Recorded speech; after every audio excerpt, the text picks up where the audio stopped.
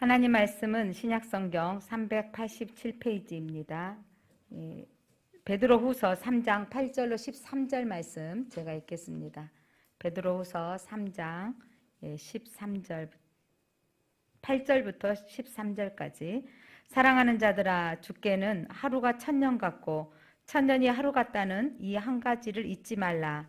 주의 약속은 어떤 이들이 더디다고 생각하는 것과 같이 더딘 것이 아니라 오직 주께서는 너희를 대하여 오래 참으사 아무도 멸망하지 아니하고 다 회개하기에 이르기를 원하시느니라. 그러나 주의 날이 도둑같이 오리니 그 날에는 하늘이 큰 소리로 떠나가고 물질이 뜨거운 불에 풀어지고 땅과 그 중에 있는 모든 일이 드러나리로다. 이 모든 것이 이렇게 풀어지리니 너희가 어떠한 사람이 되어야 마땅하냐. 거룩한 행실과 경건함으로 하나님의 날이 임하기를 바라보고 간절히 사모하라. 그 날에 하늘이 불에 타서 풀어지고 물질이 뜨거운 불에 녹아지려니와 우리는 그의 약속대로 의가 있는 곳인 새 하늘과 새 땅을 바라보는 보도다. 아멘. 빛이 있으라. 아멘. 여러분 가정에 빛이 있을 줄 믿습니다. 여러분의 심령 안에 빛이 있으면 여러분에게 소망이 있을 줄 믿습니다. 대강절입니다. 오늘 셋째 주, 예수님이 오시기 전에 4주간 그 절기를 지키는 주간으로 예수님을 기다리는 주간입니다. 이미 아기 예수님으로 초림주로 오셨는데 우리는 다시 오실 재림주를 기다리는 마음으로 이 대강절을 보내야 됩니다. 우리가 언제 오실지 모르는 그 주님을 기다리는데 우리만 기다리는 게 아니라 하나님이 오래 참으심으로 주님이 다시 오실 날을 하나님도 기다리고 계십니다. 기다리시는 하나님의 마음을 배울 수 있는 기간. 이 기다리는 이 시간들이 때로는 가슴 설렘들. 연애하는 청년들은 여자친구를 만나러 가고 남자친구를 만나는 건데 가슴이 설레는 것. 그리고 시간들이 그때 촉각촉각하면서 그 설레는 느낌들. 또 이 희망의 시간들 있죠. 취업의 시험에 합격해가지고 이미 완벽하게 취업되어져 있는 것, 확정되어져서 첫 출근을 기다리는 젊은이들, 아마 희망의 시간들을 기다리고 있을 겁니다. 그런데 기다림이 모두에게 다 희망은 아니라는 거죠. 수술대 앞에 누워있는 환자는 그 기다림이 얼마나 초조할지. 그러니까 그 수술대에 전 뭐 큰 수술은 아니지만 수술대 올라가 봤는데 그 차가운 그 침대 위에 그래서 늘 하나를 의지한다면서도 뭐 전신 마취 들어갑니다. 아 하세요 하고 하나 둘 셋 하고 뚝 죽었는데 그리고 깨어났는데 그런데 전신 마취 들어갑니다 하는 그 몇 초간의 몇 분간의 시간들이 얼마나 초조한지. 뭐 간단한 수술이었기에 망정이지 큰 수술을 준비하신 분들은 그런 마음이 다 든대요. 내가 여기에서 다시 눈을 뜨고 일어날지 모르겠다라는 생각, 두려움들. 똑같은 환경이지만 수능을 앞두고 있는 학생들, 이미 수능은 끝났지만 어떤 학생들은 그 기간들이 희망, 이걸 내가 점수를 잘 받아서 내가 원하는 대학에 들어가는 희망을 가지고 준비하는 학생이 있는가 하면 어떤 학생들은 그 기간이 정말 초조하고 두려움 가운데 있는 사람들도 있습니다. 똑같은 환경이지만 모두가 동일하게 바라보는 것은 아니더라고요. 어떤 상황은 어떤 사람에게는 수술대에 있지만 어떤 사람은 하나님이 나에게 가장 선한 방법으로 인도해 주실 것이라고 믿고 기대하는 분이 있고 어떤 분은 그 상황이 두렵고 떨림으로 기다리는 분들이 있다는 것입니다. 이 기다림, 이 성경 강림절에 지난주에는 시므온과 안나가 기다려서 초림하신 예수 그리스도 아기 예수님을 맞이하고 받아들이고 그 예수님을 찬양했습니다. 이가 우리가 기다리던 메시아다고 구원자라고 찬양했는데 여러분 그 성전에 안나와 시몬만 있었을까요? 다른 정결의식을 행하려고 오는 아이의 엄마, 아이도 있었을 겁니다. 그런데 여러분 모두가 메시아를, 아기 예수를 메시아로 보낼 수 있는 영적인 눈이 있는 게 아니라는 거예요. 하나님의 언약을 붙들었던 시므온, 언약의 약속을 붙들었던 그는 아이가 들어오는 순간 성령의 이끌림으로 그 아이가 메시아인 걸 알아보는 거죠. 여러분 이 시대에도 성탄절, 백화점에서부터 외부에 많은 추리들이 성경리 가는 도로에도 어마어마한 큰 추리가 세워졌더라고요. 이렇게 세워지면서 이 추리를 보는 순간에 그리스도인들을 어떻게 보고 있습니까? 이 성탄절에 그냥 나에게 휴일이 되어지는 날, 기쁨의 날, 들뜨는 날 정도로 머물러 있습니까? 많은 사람들이 이 성탄절이 휴가요, 들뜨는 날로 보내고 있지만 우리 그리스도인들은 이 강림절에 단순히 내가 쉬고 들뜨는 날이 아닌 예수 그리스도의 재림주를 기다리는 마음, 그리고 저 성탄 추리가 세워지면서 보면서 저 등불을 보고 누군가가 예수를 믿었으면 좋겠다는 잠깐이지만 기도하고 지나갔으면 좋겠습니다. 아, 예쁘다, 이 정도의 수준에서 하나님 저 불빛을 보고 누군가는 주님 앞으로 돌아오는 불빛이 되게 하옵소서. 이게 그 세워지는 그 도청 앞, 지금은 도청이 아니죠, 문화전당 앞에 세워지는 그런 그 트리들이 기독교 연합단체에서 함께 투자해서 하는 거거든요. 예수님이 오시는 날에 성탄을 준비하는 이것들은 단순히 그냥 행사로 하는 게 아니라 이 불빛을 보고 비치신 예수님을 보게 하옵소서예요. 성탄 추리를 채우는 게 성탄절이니까 장식한다라는 의미뿐만 아니라 중요한 건 정말 우리가 환영합니다. 아기 예수님이 오셨던 내 제 문제 때문에 오셨던 그분을 환영합니다라는 의미로 우리가 불빛을 밝히고 있는 것입니다. 이렇게 대강절에 우리가 기다리는데 성경에 제가 이렇게 묵상하면서 이번 주에는 어떤 기다림에 대해서 설교를 해야 될까라고 묵상하는데, 여러분 크게 성경은 기다리는 책인 거 아세요? 여러분 구약은 이 땅에 오실 메시아를 기다리는 책이었습니다. 신약은 오신 예수님의 이야기와 계시록에 다시 오실 것을 주 예수여 다시 오시옵소서라고 기다리는 책인 겁니다. 사실 구약 신약을 먹어야 됩니다. 약을 먹어야 건강한 것처럼 말씀을 먹어야 건강합니다 라고 하는데, 여기서 약은 약국의 약이 아닙니다. 약속이라는 거예요. 옛날의 약속은 예수가 메시아가 올 거라는 옛날의 약속이, 신약은 그 예수님이 약속대로 오셨습니다라는 새로운 약속인 거예요. 그래서 여러분 우리는 이 약속대로, 구약의 예전의 약속대로 초림하신 예수님은요, 우리의 죄를 사하시는 어린 양으로 오셨습니다. 그 예수님은 이제 우리를 죄 때문에 십자가에 못 박히시고 부활하시고 승천하셔서 다시 오시겠다고, 너희들이 본 바와 같이 내가 다시 구름 타고 오시겠다고 언약하셨습니다. 재림주로 오신 예수님은 앞으로 세상을 심판하신 왕으로 오십니다. 심판의 날이 우리 모두가 두렵고 떨리는, 오늘 성경이 이제 설명하겠지만 불의 심판이 임할 겁니다. 이 심판의 날이 물론 이 코로나가 모두에게 온 것처럼 우리가 누가 올지 정말 복불복입니다. 어떤 사람이 걸릴지, 한 번도 접촉하지 않는 사람은 어떤 사람이 걸린 거예요. 그래서 이거는 공기 중에도 돌아다닐 수 있겠다. 내가 마스크를 잘 써서 안 걸린 것만도 아니라는 거죠. 누가 걸릴 수 없는 이 상황들처럼 재림의 날에 여러분 어마어마한 이 불의 심판이 왔었을 때, 그날이 그날이 우리에게는 약속의 날인 걸 믿으시기 바랍니다. 그날이 우리에게는 구원의 날이요, 세상은 심판의 날입니다. 자, 신앙이란 무엇이냐면, 여러분 왜 신앙생활 하죠? 왜 신앙생활 하는가 물어보면 천국 가는 거 이렇게 딱 말할 수도 있지만, 어떤 사람이 이렇게 말하죠. 그냥 나 마음 편하려고 다닌다라고 하는 사람이 있는데, 여러분 우리 기독교인의 신앙이란 하나님의 약속을 믿고 그 약속이 이루어지기를 기다리는 거예요. 우리는 다시 오실 예수님이 오실 것이 이루어질 것을 기다리는 것, 믿고 있는 성도를 그리스도인이다, 성도라고 하는 것입니다. 또한 내 삶의 영역 가운데 언약의 말씀, 하나님이 내게 주셨던 언약의 말씀을 붙들고 그 말씀이 이루어지기를 바라고 구하는 겁니다. 그러니까 올해의 말씀이, 주의 말씀은 내 발에 등이요 내 길에 빛이니다 라고 써져 있지만, 처음에 한두 번 찾아봤다가 이제 곧 갈아지겠지만 이제 저기 벽처럼 보여지지도 않아요. 그런데 말씀이 내 발에 등이요 내 길에 빛입니다. 그래서 말씀으로 인도함 받기를 원합니다 라고 날마다 말씀을 공급받으려고 해야 되는 거죠. 그러니까 말씀을 공급받으려고 하는 삶은, 오늘 아침에 말씀의 묵상 가운데도 내가 하나님의 성도로서 정말 믿음의 덕을 세우며 살아가게 하옵소서. 내 삶이 하나님의 삶의 현장 가운데서 그리스도인으로 살아갈 수 있게 하옵소서. 말씀을 붙들고 말씀으로 이루어지도록 기도하는 삶을 사는 게 바로 성도입니다. 오늘 성경을 제가 설교를 준비하면서 성경의 인물 가운데, 물론 시므온도 오랫동안 기다려서 나이 늙어서 아기 예수를 받고, 안나도 85세였는지 결혼하고 85세 이후인지 나이 들어서 뭐냐면 아기 예수를 만났습니다. 그보다 더 길게 언약을 붙들었던 사람이 있어요.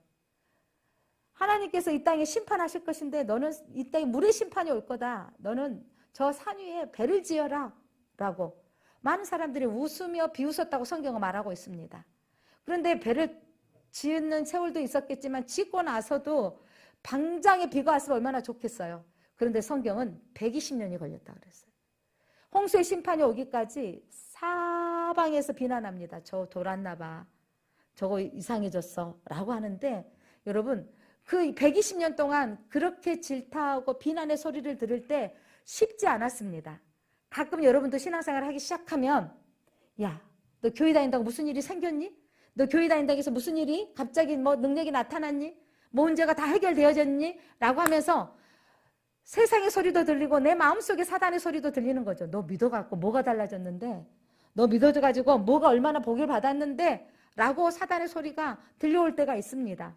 나하고 믿음이 안 맞는가? 이런 소리. 노아가 120년 동안 배를 지어놓고 방주를 지어놓고 얼마나 참소의 소리를 들었을까요? 만만치 않았을 겁니다. 세상은 악하기 때문에 남의 일을 보면서 손가락질하고 미쳤다 돌았다라고 하는 말들을 많이 들었을 겁니다. 그러나 언약을 붙들고 그가 심판의 날이 임했을 때 하늘이 뚫어졌다 그랬어요. 땅에서 바닷물이 솟아올랐다 그랬어요. 40주야를 비가 쏟아졌을 때 그때의 물의 심판이 왔었을 때 노아의 가족, 믿음으로 결단했던 그 가족은 구원받은 걸 믿으시기 바랍니다. 마지막 때에는 노아 때와 같다 그랬습니다.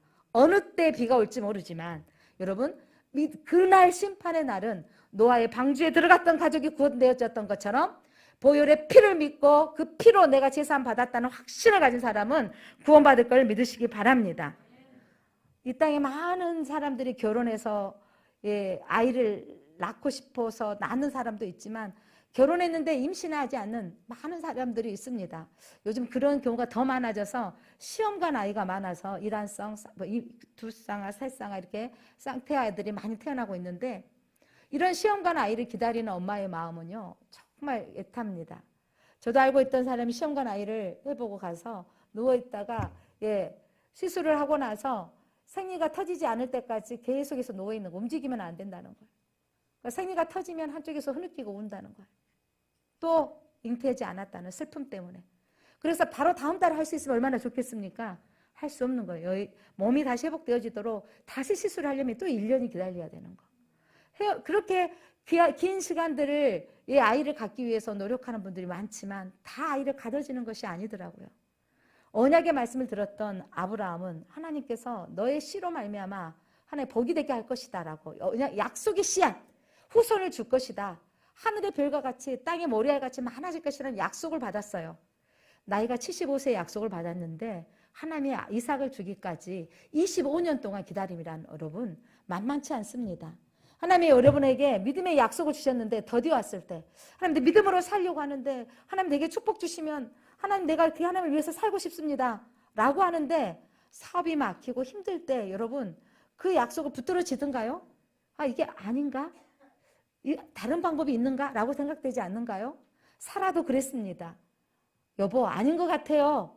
나로는 안 되지만 내 몸종이 아이를 낳으면 내 자식이 되는 거니까 하나님이 아마 이 방법으로 나를 말고 하갈을 통해서 아이를 주실 것 같습니다. 여러분 기다림의 순간 믿음이 그렇게 사라지는 경우가 참 많습니다. 기다리는 순간 내 생각이 들어올 때가 참 많습니다. 그렇게 아브라함과 사라도 자기 생각으로 아이를 낳았는데 이스마엘 이건 영적인 이슬람교와 지금은 세계의 영적 기류가 뭐냐면 이슬람과 이삭의 전쟁이라고 표현할 정도로 이 기독교와 이슬람은 정말 지금까지 영적인 전쟁으로 분리되어져 있는 것은 세계의 역사가 그때 아브라함의 실수로 이루어진 것을 아십니까? 여러분 이렇게 우리는 하나님의 언약을 붙든다 하면서도 사라처럼 내 방법, 내 생각, 내 의지로 결정해버리고 할 때가 참 많습니다. 여러분 그런데 하나님은 놀라운 건 그렇게 실수 속에서도 하나님은 일하고 계셨던 것입니다. 언약의 시간이 되었을 때 하나님의 시간표가 되었을 때 도저히 내 힘으로 할 수 없다는 시간이 되어졌을 때 내가 할 때는 하나님의 능력으로 보지 않으시더라고요. 내가 도저히 내 힘으로 안 된다고 했던 그 순간 백세가 되었을 때 하나님께서 그들에게 언약의 자손, 약속의 자손 이삭을 주셨습니다. 뿐만 아니라 하나님이 너로 그 아이로 민족을 이루게 하셨다고 하셨는데 여러분 민족을 이루는 데는요. 출애굽할 때 사건이 민족의 수를 세하려라. 군사의 수를 헤아려라.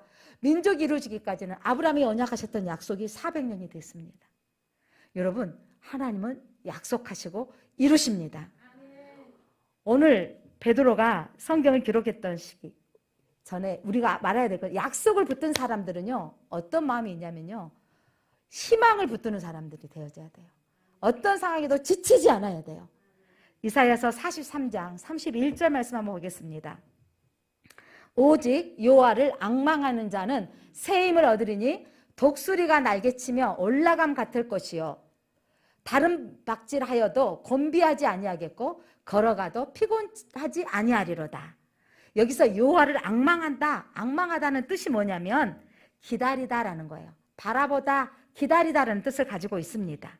그래서 여호와를 기다림은 지름이 암이 아니라 희망이라는 거죠. 독수리가 날개치며 올라. 독수리의 날개짓은 여러분 비상하는 날개는 희망을 상징하잖아요. 그렇게 여러분 삶 속에서 주님을 앙망하는 사람은 지치고 곤비하고 환경 바라보지 않고 주님 때문에 독수리가 날개치며 올라간 것처럼 희망을 가져야 될 줄 믿습니다. 뿐만 아니라 여호와를 기다리는 사람은 날마다 하나님이 주시는 새 힘을 공급받아야 돼요. 사라처럼 지칠 때가 와요. 그런데 사라처럼 내 생각이 들어올 때가 와요. 그러나 여러분 지치지 마십시오. 할 수 있어. 희망을 가지시기 바랍니다. 그러니까 여러분 그때마다 말씀이 붙들어져야 돼요. 말씀을 읽어야 됩니다. 말씀을 붙들어야만 희망을 가질 수 있습니다. 그래서 여러분 말씀이 내 안에 들어오면 사회 소망이 생겨지는 것이고 말씀이 들어오면 내가 희망을 갖게 되는 것입니다. 말씀이 없으면 내 생각이 주장이 되어지고 내 방법대로 하게 되는 거죠. 여러분의 삶이 내 방법대로 사는 인생이 되지 마시기 바랍니다. 하나님으로 방법으로 살면 지치지만 또 하나님이 새 힘을 주시는 거예요. 새벽기도 하면 또 새 힘을 주셔서 말씀을 묵상하게 되어지는 것이고 또 말씀을 붙들게 되어지고 오늘 또 주일 예배를 통해서 여러분 지난주에 말씀 통해서 하나님 내가 안나처럼 기도하며 성전에 붙어 있겠습니다라고 기도했다면 오늘 말씀을 통해서 하나님 내가 지치지 않고 주님이 공급하신 힘으로 내가 인내하겠습니다라는 거예요. 가끔은 재수하고 가끔은 삼수를 하게 되고 사수도 하게 되어지는데 그때 세월은 길어지는 것 같지만 인생을 살아보니까 이제 50대를 지나보니까 2년 늦어지는 거 아무것도 아니더라고요. 여러분 그때는 내가 그 환경이 내가 더딘 것 같지만 여러분 내 환경이 이때 아픔을 통해서 그때의 그런 고난을 통해서 내게 인내함을 갖게 하시고 또한 그렇게 가졌기 때문에 학교를 다닐 때 또한 소중하게 되어지고 내가 가지고 있는 그것들이 감사가 되어지는 거예요. 통계학적으로 대학을 막 졸업하기 전에 취업되어진 취업인 사람들이 가장 많이 빨리 퇴사를 한대요. 그런데 취업이 늦게 되어질수록 1년이 되어지고 2년이 되어지고 3년이 되어질수록 여러분 그 직장이 내게 소중함이 느껴지기 때문에 더 견딘다는 거예요. 여러분 때로는 아프고 힘든 세월들이 있었지만 그 일들로 인하여서 감당할 셈이 있는 걸 믿으시기 바랍니다. 하나님은 우리에게 신앙을 통해서 하나님의 때를 기다리라고 말씀하십니다. 여러분의 삶의 환경 속에서도 기다리시기를 바랍니다. 오늘 베드로가 기록된 이 시대에 베드로 사도가 이 말씀을 기록한 때가 언제였냐면 어마어마한 박해의 시대예요. 예수님이 부활하시고 승천하신 이후에 많은 성도들이 주님 재림의 날을 기다리는 거예요. 여러분 예수님이 부활하시고 승천하실 때 구름 타고 올라가는 것을 보았다 그랬어요. 사도행전에. 그때 천사가 나타나서 뭐라 그랬어요? 내가 왜 바라보느냐. 내가 구름 타고 다시 오시리라. 성도들이 그때 어마어마한 박해가 있는데 오실 날을 날마다 기다리고 있는 거예요. 오늘 안 오시면 내일 오실 거야. 그러면서 그 핍박 속에서도 엄청나게 하나님의 예수 그리스도를 믿고 나가는 거 확장되는 거예요. 그러니까 여러분 그 요한의 시대에 계시록 시대에 핍박이 심해지는데 사람들이 더 믿어지는 거예요. 그래서 결정한 게 뭔지 아세요? 교수형을 하고 그들을 불사르고 어마어마한 핍박이 있는데 그래도 믿음을 지켜나가는 거예요. 그래서 나중에 한 게 뭐냐면 회의책이래요. 너 예수 안 믿는다고 해봐. 안 믿는다고 하면 너 생명을 연장해 줄게. 요한의 시대에 폴리갑 사도가 엄청난 게 뭐냐면 폴리갑 감독이 엄청난 게 뭐였냐면 회의책에 넘어가지 않았다는 거예요. 너 한 번만 예수 믿지 않는다고 말해봐. 그럼 너의 생명을 살려줄게. 예수께서 나를 구원하시기 위해서 죽으셨는데 내가 좀 더 살자고 내가 믿지 않는다고 말하겠느냐 라고 하면서 기꺼이 교수형을 당했습니다. 그러면서 여러분 그때 당시에 로마 정부와 기독교적인 정치로 한 사람들이 이 사형하는 제도와 순교하는 제도를 포기하고 해유척으로 계속 돌아갔다는 거예요. 여러분 사단이 우리에게 때로는 어렵고 힘들 때 더 주님을 붙드니까 요즘 한국교회를 흔들고 있는 게 뭐냐면 풍요와 이 세속주의와 물질주의로 한국교회를 흔들고 있는 거예요.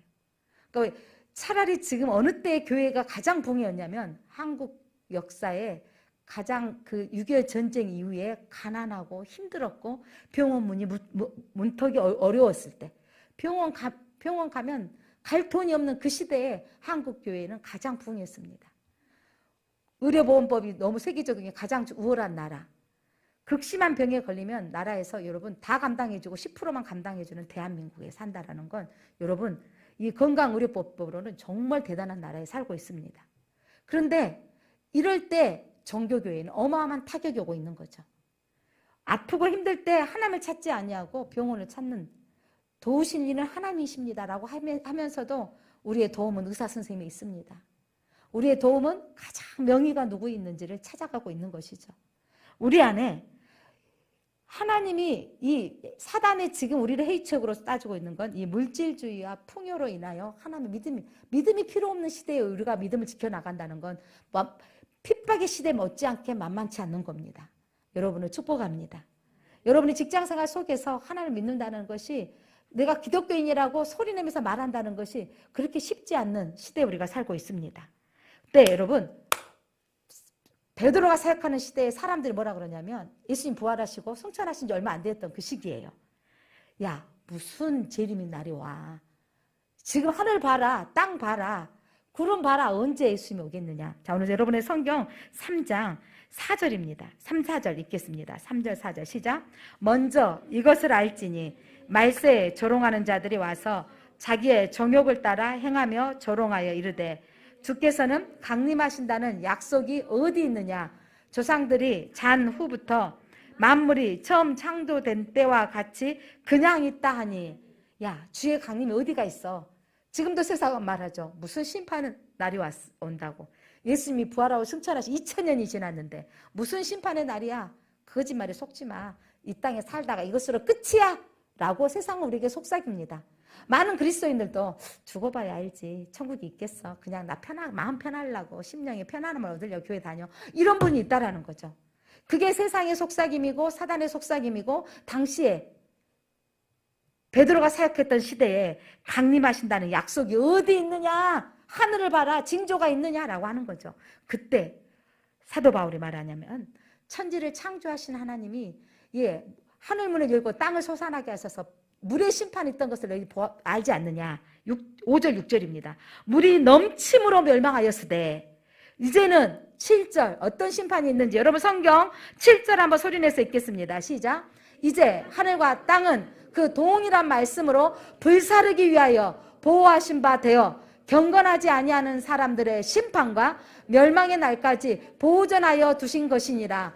경건하지 아니하는 자, 믿지 아니하는 자, 보혈과 상관없는 자들을 심판하는 멸망의 날까지 보존하시는데 이제 하나님이 불사르는 불의 심판이 있다는 것을 말씀하고 있습니다.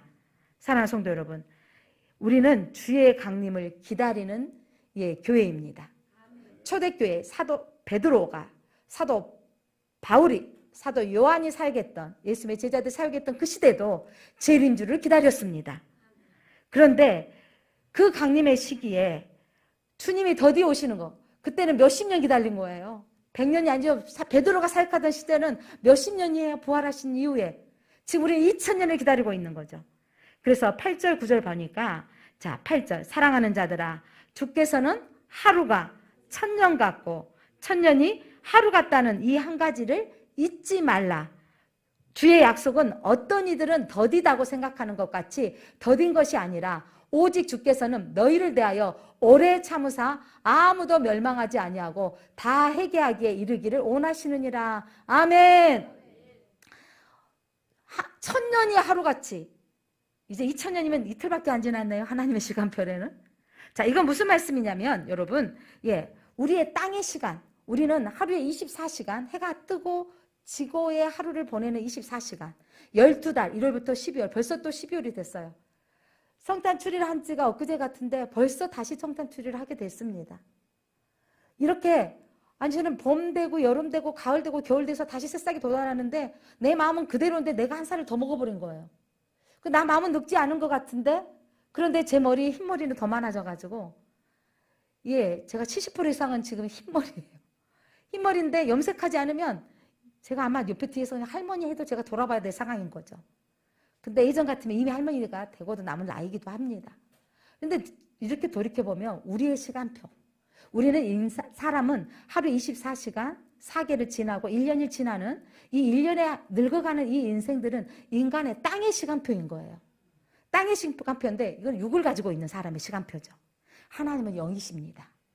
하나님 영이신 분은 시간과 공간을 초월하시는 시간 밖에 있는 분이십니다. 여러분 시간 밖에 여러분 우리의 시간표와 하나님의 시간표는 더딘 거예요.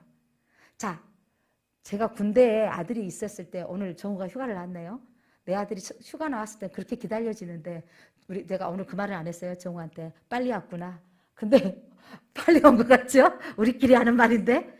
예, 다른 아들 군대 뭐 이러죠. 군대에 갔다 오신 남성분들이 군대의 시간표는 그래도 흘러간다. 그러니까 그렇게 더디 간다는 거죠. 지금 요즘은 또 이 코로나 때문에 몰아서 주고 또 안 보내주는 이런 시간들 예전과 같지 않는 시간표들을 보내고 있는 거죠. 그런데도 군대의 시간표는 흘러가고 있고 그 또 제대할 때가 오는 거죠. 그런데 우리는 그들이 그렇게 애타게 기다렸다. 제가 양규가 휴가 올 때 처음에 올 때 너무 기다렸다가 말년 때 주니까 너무 자주 오는 거예요. 그때는 내가 또 오냐? 이 말을 안 하려고 애를 쓰는데 나오더라고요. 너 또 오냐? 그런데 아들을 얼마나 기다리는데 나올 날에. 이 시간표의 시간대가 엄마의 시간표와 자식의 시간표가 다른 거죠. 이런 것처럼 여러분 하나님의 시간표와 우리의 시간표가 다른 거예요. 우리는 왜 이렇게 2000년이 지나도 하나님이 안 오시는 건가? 라고 기다리고 고대했던 우리 대한민국의 초대교회 성도들은 일제시대의 핍박과 전쟁 이후의 가난의 시대의 시간표는요. 하늘에 이상한 구름만 떠도 눈물을 흘리며 기도했던 거죠. 지난주 오후에 우리 김옥선 집사님 82세인데도 그 곡을 제가 다 외우고 있다는 걸 놀라워요.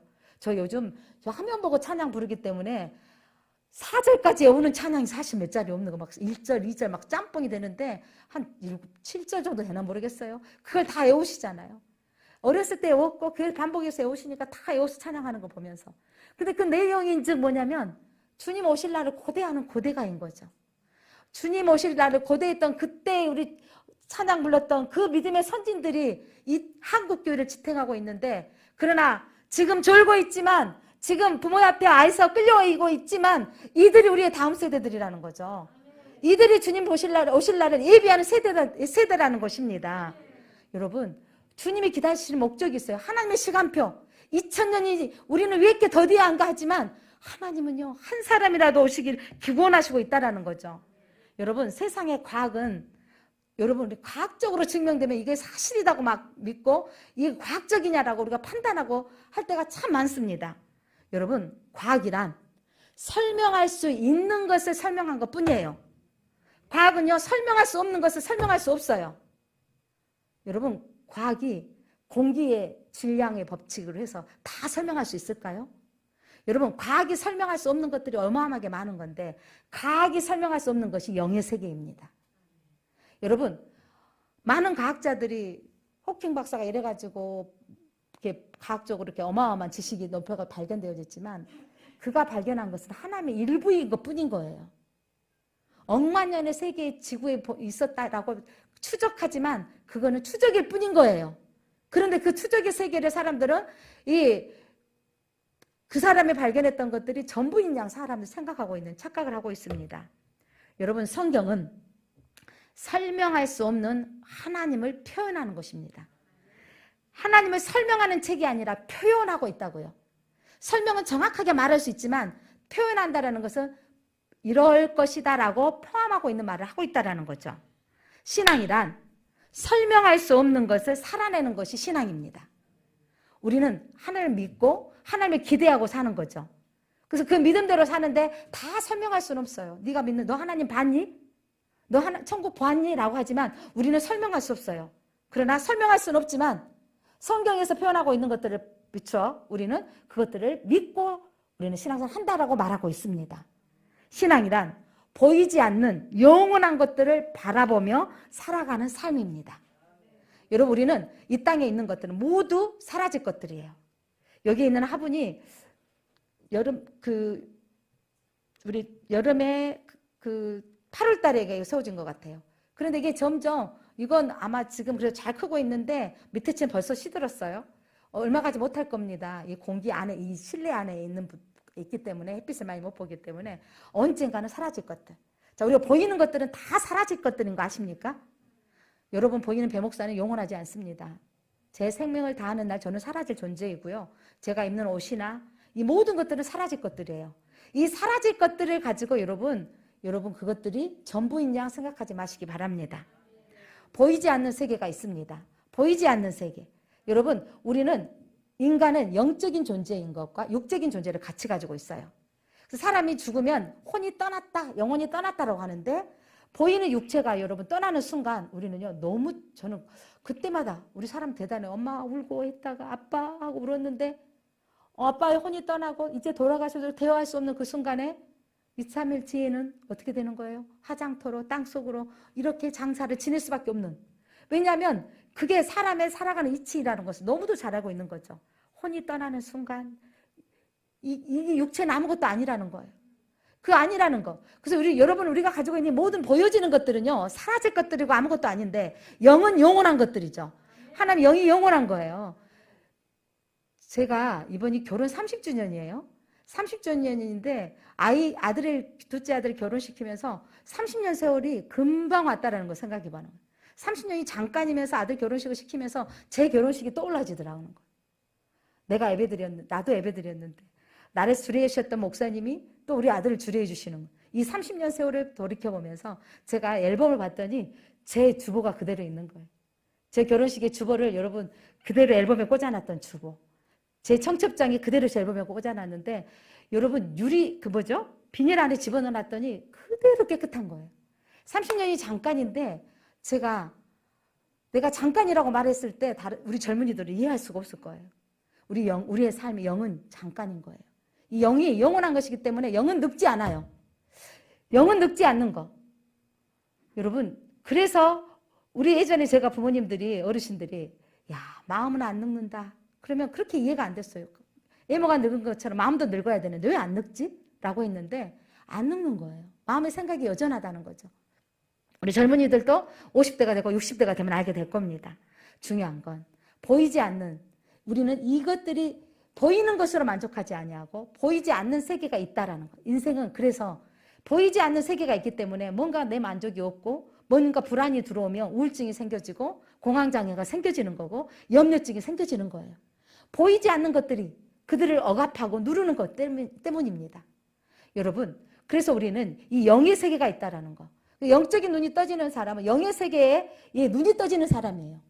여러분은 육으로 만족할 수 없는 회개하기에 이르기를 원하시느니라.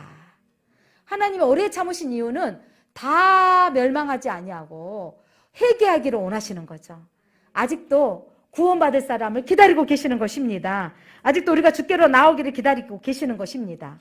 그런데 우리 인간의 편으로, 우리 사람 편에서 재림의 시기를 1999년도에 우리 대한민국도 다미선교로 난리가 났죠. 9시 뉴스에 공동 촬영을 해서 동시에 방영을 했어요. 그들은 흰 옷을 입고 찬양을 하면서 난리가 났죠. 그런데 여러분, 그렇게 하는데 그들이 승천한다 그러고 재림이 온다 그랬는데 안 일어났잖아요. 이런 일이 세기말적으로 항상 있었던 거예요. 그때가 1999년이죠. 98년이었나 모르겠는데 그때 그렇게 되어졌던 거잖아요. 이런 일이 우리에게 일어났던 시기들은 세기말적으로 항상 있는데 오늘 성경은 분명하게 말씀하고 있습니다. 10절 같이 한번 읽겠습니다. 10절 시작. 그러나 주의 날이 도둑같이 오리니 그 날에는 하늘이 큰 소리로 떠나고 물질이 뜨거운 불에 풀어지고 땅과 그 중에 있는 모든 일이 드러나리라. 주의 날은 도둑같이 오는 거예요. 어느 순간 갑자기 오게 될 겁니다. 120년 동안 기다렸을 때 그 시울 동안 어느 순간 비가 쏟아졌던 것처럼 갑자기 오시는 것. 성경은 분명히 말씀하고 있습니다. 예고 없이 소나기가 오는 것처럼 주님의 날 갑자기 오게 될 것입니다. 자, 그때 또 무슨 일이 일어나냐면 11절 이 모든 것이 이렇게 풀어지리니 너희가 어떤 사람이 되어야 마땅하냐? 거룩한 행실과 경건함으로. 자, 이렇게 엄청난 일이 풀어진다라는 말이 나오는데 여러분 그 앞에 다시 한번 설명하면 불의 심판이 왔을 때 하늘의 큰 소리로 떠나고 하늘이 사라진다는 거예요. 물질이 뜨거운 불에 풀어져서 물질, 이 땅에 있는 모든 물질들이 다 풀어진다라는 말은 우주 만물이 대붕괴의 사건이 일어날 거라는 거죠. 대붕괴의 사건이 일어나는 거. 그렇게 되어진 날. 그러면 이런 날이 예비되어져 있는데 그렇게 풀어진 날이 올 테인데 그러면 너희가 사랑하는 성도 여러분 어떠한 사람으로 살아야 되는가? 어떠한 사람이 되어야 마땅하냐? 라고 질문하는 거죠. 마지막 날 우리가 어떻게 살아야 되는가? 그 질문 앞에 베드로가 바로 설명을 합니다. 어떻게 살아요? 자, 주님의 날은 여러분 오늘 여기까지 읽으면서 정리 한번 해보고 싶습니다. 주님의 날은 반드시 옵니다. 주님의 날은 도둑같이 옵니다. 모든 일이 땅이 풀어져서 다 드러나는 것처럼 우리의 인생의 삶도 다 드러나게 될 것입니다. 모든 일이 드러나고 모든 일이 풀어질 날이 옵니다. 대붕괴의 어마어마한 심판이 오게 될 것을 성경은 분명히 말씀하고 있습니다. 그렇다면 재림을 준비하기 위해서 어떠한 사람으로 되어야 하는가? 오늘 답이 있습니다. 어떠한 사람이 되어야 되는가? 11절 하반절 보니까 거룩한 행실과 경건함으로. 자, 12절 하나님의 날을 임하기를 바라보며 간절히 사모하라. 아멘. 자, 어떠한 사람으로 살아야 되냐면 거룩한 행실로 살아라. 경건함으로 살아라. 하나님의 날, 주의 날이 임하기를 바라보며 살아라. 라는 말씀인 것입니다. 자, 주의 날을 바라보며 간절히 사모하는 사람이 바로 경건한 사람이에요. 경건한 사람이란 하나님의 말씀으로 나의 행실을 어떻게 하라 그랬어요? 거룩하게 살아가는 거죠. 거룩한 행실로. 하나님의 말씀에 비춰서 살아야 되는 거예요. 그러니까 언약을 받았지만 사라가 내 생각대로 하가를 통해서 이스마엘을 낳는 삶이 아니라 끝까지 언약을 붙들어야 된다는 겁니다. 말씀의 기준으로 사시기를 바랍니다. 자, 그렇다면 왜 우리가 이 행실을 조심하고 살아야 되는지 요한계시록 20장 12절에 말씀하고 있습니다. 또 내가 보니 죽은 자들이 큰 자나 작은 자나 그 보좌 앞에 서 있는데 마지막 날 다 보좌 앞에 서게 될 것입니다. 그때 책들이 펴 있는데 다른 책이 펴 있는데 곧 생명책이라 하나님 앞에 생명책이 펴져 있는데 죽은 자들이 자기 행위를 따라 책들에 기록된 대로 심판을 받으리니. 그러니까 우리의 행위가 다 기록되어져 있는 거예요. 얼마나 부끄럽겠어요? 그런데 너무너무 감사한 은혜는 예수 보혈의 피로 제가 가리움 받는 자는 의로 여겨주시고 제가 가리움 받은 걸 믿으시기 바랍니다. 생명책에 기록되어져 있는데 여러분 그 행위책대로 믿지 않는 사람들은 심판이지만 우리는 죄로 가리움 받은 자 되어져서 구원받은 걸 믿으시기 바랍니다. 믿는다라는 게 여러분 그렇게 축복이라는 거예요. 성탄 추리를 보면서도 성탄절이다 크리스마스다라고만 생각하는데 우리는 예수 그리스도로 말미암아 이름을 예수로 하라. 저는 저의 백성을 죄에서 구원할 자이다. 그래서 그 예수 이름이 우리를 기억해야 되는 거예요. 그래서 예수 그리스도를 기억하는 이번 성탄절을 준비하시기를 바랍니다. 우리의 행위가 거룩한 삶으로 살기 위해서 내 생각과 내 방법대로 쏠리려고 할 때마다 다시 한번 말씀의 법으로 하나님의 기준대로 묵묵히 미련해 보이지만 믿음의 길을 가시기 바랍니다. 미련해 보이지만 믿음의 길로 순종하시기를 바랍니다. 그럴 때 하나님이 우리에게 충만한 열매로 풍성한 열매로 정말 저는 요한복음 15장의 포도나무의 비유를 저는 좋아합니다. 예수 그리스도는 포도나무고 우리는 가지인데 그 나무에 붙어있기만 하면 어떻게 된다고요? 열매를 맺으리라. 여러분 우리가 붙어있기만 하면 하나님 열매를 맺고 우리를 풍성하게 하신다는 거예요. 여러분의 삶이 예수 그리스도에게 붙어있기를 바랍니다. 붙어있어서 하나님의 풍성한 열매를 맺으시기를 바랍니다. 그러기 위해서 우리는 악인의 자리에 앉지 말아야 되는 거죠. 시편 기자가 고백했던 것처럼. 그리고 하나님을 사랑하고 이웃을 사랑하며 잘 섬기는 삶. 이게 우리의 삶 속에서 이웃을 섬기는 삶으로 살아가야 되겠습니다. 새 하늘과 새 땅에 소망을 두는 사람. 오늘 13절 다시 한번 읽어보겠습니다. 13절 시작. 우리는 그의 약속대로 의가 있는 곳인 새 하늘과 새 땅을 바라보도다. 바라본다라는 건 앙망하다, 기다리다라는 거예요. 우리는 이 대림절에 다시 오실 예수님을 뿐만 아니라 새 하늘과 새 땅을 바라보고 기다리는 성도인 것입니다. 구약의 옛 언약을 성취하시고 어린 아기 예수로 오셨던 예수님은 그가 십자가의 고통으로 우리의 모든 죄 문제를 이루심으로 성취하셨습니다. 약속대로 성취하신 하나님을 믿을 때 우리의 고통의 환경을 이길 수 있습니다. 그러니까 환경을 바라보지 말고 하나님의 약속을 붙드시기를 바랍니다.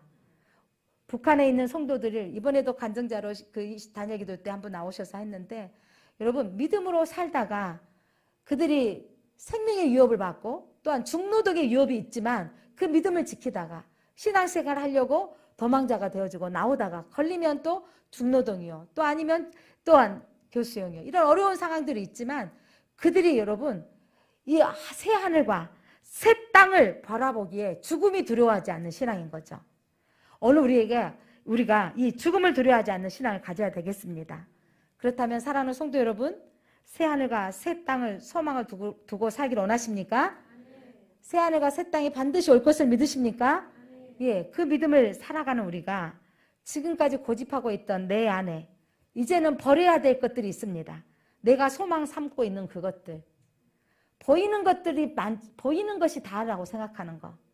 오늘 어떤 사람이 직장에 좋은 대기업에 들어가고 좋은 전문인이 되어지고 이러면 정말 축복해야 되고 잘 되어져야 돼요.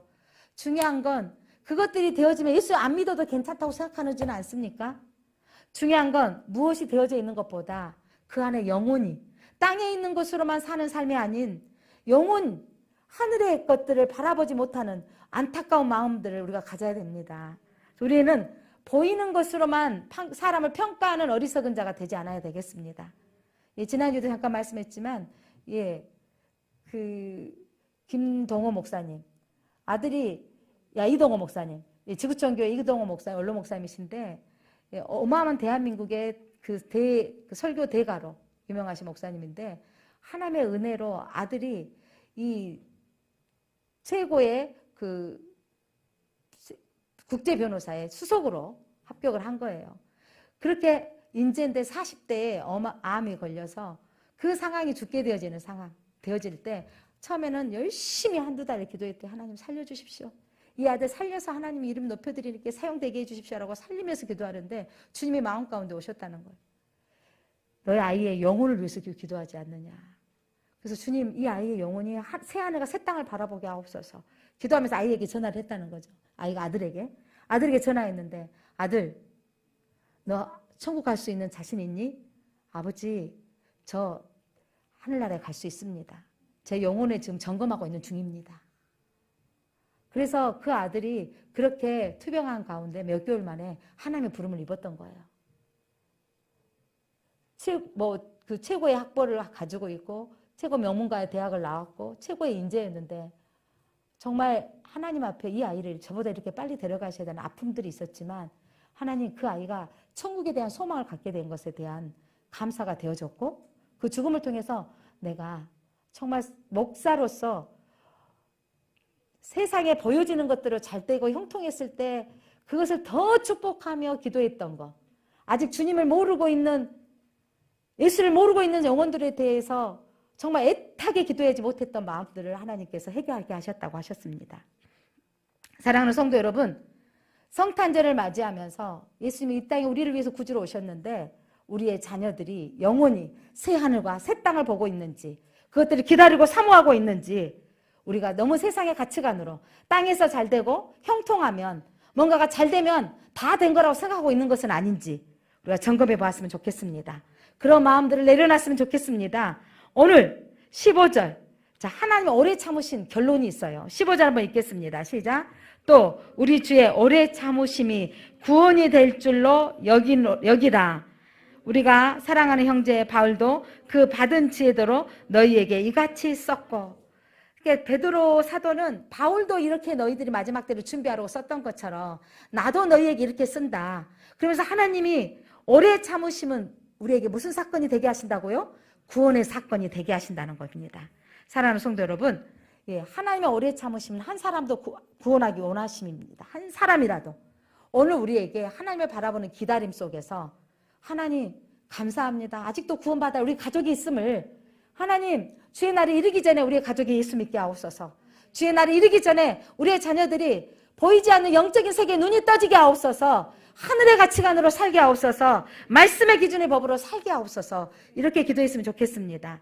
오늘 우리가 함께 기도할 것은 다시 오실 주님, 사랑의 주님께 우리의 거룩한 삶을 드리기를 원합니다. 여러분 가끔 우리 직장에서 아까 언급했지만 저는 목사로서 구별되어져서 목사로 살기 때문에 세상을 접하게 살기에 뭐 더 힘들지 않아요. 그런데 믿음의 생활을 하면서 직장생활 하는 건 회식도 자리도 있어야 되고 또 업체나 또 상사에게 또한 내가 고개 숙여야 될 상황들이 있어야 될 상황들 속에서 믿음으로 지키기 어렵다라는 거죠. 지금 많이 더 깨끗해져 좋지만 뒷돈 주는데 받지 않으려고 사는 삶도 참 어렵다는 거예요. 그런 부분들을 내가 믿음으로 사는, 남들이 다 용납하는데 너만 그래야 돼. 왜 너만 그래야 되고 하는 그 삶들을 사는 거. 남들은 다 적당히 고춧가루에 수입 고춧가루 다 섞는데 그래 깨도 참깨와 또 중국깨를 섞 파는데 왜 그렇게 하지 않아야 되는가. 이런 부분을 믿음의 작은 현장 가운데서도 그렇게 사는 것이 쉽지 않다라는 거죠. 그런데 여러분 그리스도인은 교회에서만 그리스도인이 아니라 가정이 교회가 되어져야 됩니다. 여러분의 직장이 교회가 되어져야 됩니다. 그래서 하나님 오늘 다시 오실 주님을 바라보면서 하나님 우리에게 삶 속에서 거룩한 삶을 드리게 하옵소서. 예수 그리스도를 알아가는 지식이 자라게 하옵소서.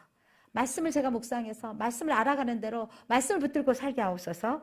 다시 오실 주님을 기다리며 살겠습니다 라고 기도했으면 좋겠습니다. 새 하늘과 새 땅을 기다리며 살겠습니다. 베드로 사도가 살겠던 그 시대도 언제 강림하시겠느냐, 하늘을 봐라 땅을 봐라 라고 세상은 속삭였지만 베드로가 성도를 일깨우며 천년을 하루같이, 하루를 천년같이 한 영혼이라도 더 구원받기 위해서 하나님의 기다림을 말씀하셨습니다. 초림하신 예수님이 구약의 약속대로 오셨던 것처럼 신약의 약속대로 예수님은 다시 오실 것을 믿습니다. 하나님은 언약하시고 반드시 이루셨습니다. 이 마지막 때를 준비하는 거룩한 성도들로 하나님 우리의 삶이 하나님의 그리스도인의 삶으로 살게 하옵소서. 우리의 가정의 현장 가운데 내가 그리스도인으로 모본이 되게 하옵소서. 직장에서 밝히 드러내며 그리스도인답게 살아가게 하여 주옵소서. 다시 오실 예수님을 기다리며 말씀의 법대로 하나님의 기준의 법대로 우리가 살아갈 수 있도록 말씀을 알아가는 데 힘쓰게 하시고 말씀을 읽고 묵상하는 데 힘쓰게 하여 주옵소서. 주 예수여 다시 오시옵소서. 예수님의 이름으로 기도드립니다. 아멘.